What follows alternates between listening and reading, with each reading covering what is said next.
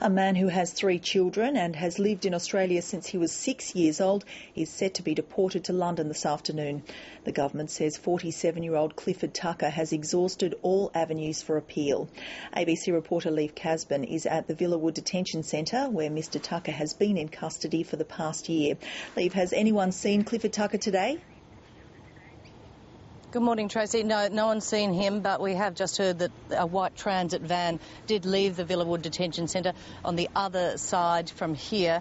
Now, we don't know whether or not Clifford Tucker was inside that van. We know that there were people there, but we don't know if he was on board because, of course, the Immigration Department won't go into the logistics of transporting detainees.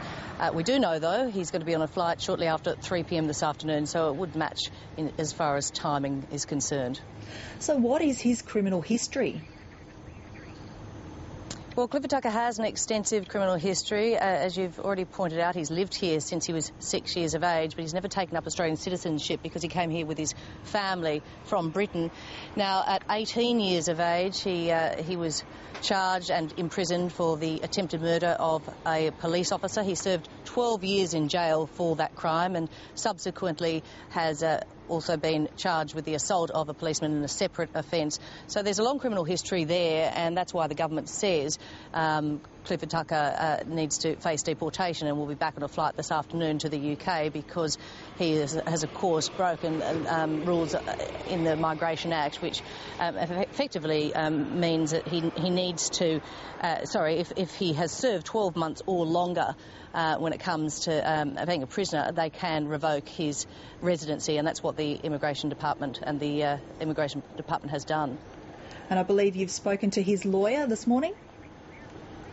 I have, and also to his mother.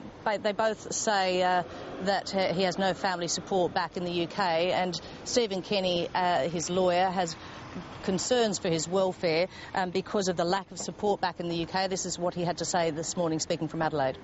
There are grave fears, and his mother's extremely concerned, and we do know the last long-term resident they deported to the UK was dead within 48 hours of their arrival, and she's very concerned about Clifford, who suffers from depression, and we know from a report we have he has a possibility he may commit suicide.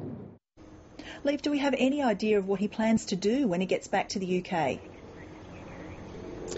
Well, he will be given assistance from a prisoner support group over there, but of course he hasn't been a prisoner in the UK. He's only been a prisoner here in Australia, so it remains to be seen what support they will actually offer him. As I said, the family is concerned that there is no support back there from his family. His sister, his mother, his 3 children all live here in Australia, and obviously his legal fight has been from Australia as well. I am told that he's had short-term accommodation set up for him in the UK so that when he first arrives he has somewhere to go to.